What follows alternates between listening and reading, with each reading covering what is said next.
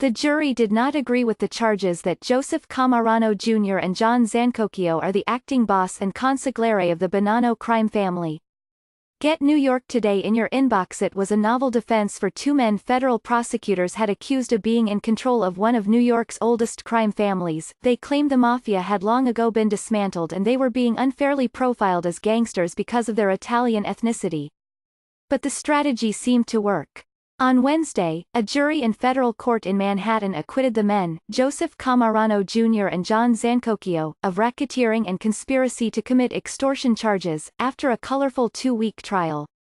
Prosecutors had presented evidence that Mr. Cammarano and Mr. Zancocchio were the boss and consigliere, respectively, of the infamous Bonanno crime family, one of the 5 families that once controlled organized crime in New York.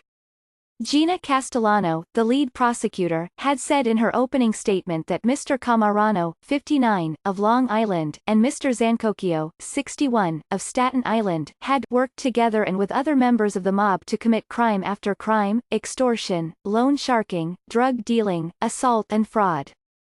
These two men led a sophisticated criminal organization that took whatever they wanted from whoever they wanted through intimidation, she said, but defense lawyers had argued that the mafia no longer existed, and their clients merely looked and sounded like Italian mobsters portrayed in film.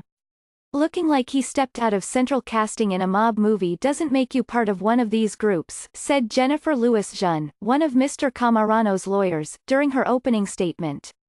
During the trial, the defense several times suggested that the police had stereotyped the defendants.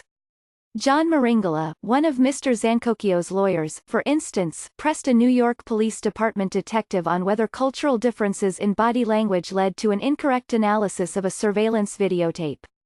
It wasn't angry, but there was some hand movements and physical touching, Detective Anthony Vittino had testified. Not fighting. Just making sure that they got their point across. And that's because people like us, we talk with our hands and he was talking with his hands, right? Mr. Maringala said during his cross, prompting an objection from prosecutors. And did they kiss each other when they departed? Mr. Maringala also asked, to which Vittino responded, I don't recall. The verdict was a setback for the United States Attorney's Office in Manhattan, which declined to comment on the verdict. Prosecutors had presented evidence that Mr. Cammarano and Mr. Zancocchio profited from a mob-controlled dump on Staten Island, overseeing underlings who strong-armed victims to exact payments and instill fear. One witness also said Mr. Zancocchio had beaten him at a strip club. Aggressive prosecutions in the 1980s and 1990s decimated the leadership of the Bonanno, Lucchese, Gambino, Genovese and Colombo families in New York. The Bonanno family was particularly hard hit by a rash of convictions and defections in the early 2000s.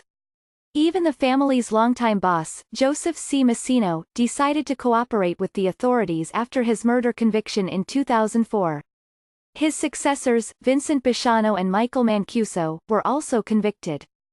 But jurors rejected the prosecution's contention that Mr. Cammarano, known to his friends as Joe C., was the current acting boss. Elizabeth Macedonio, another of Mr. Cammarano's lawyers, said, the verdict is apparently the result of the government bringing a case without any credible evidence. We believe this is a just verdict and the jury was one of the most attentive juries that I've ever seen. Mr. Maringala said. From the opening and to the summation, they took very diligent notes, and we're just very satisfied.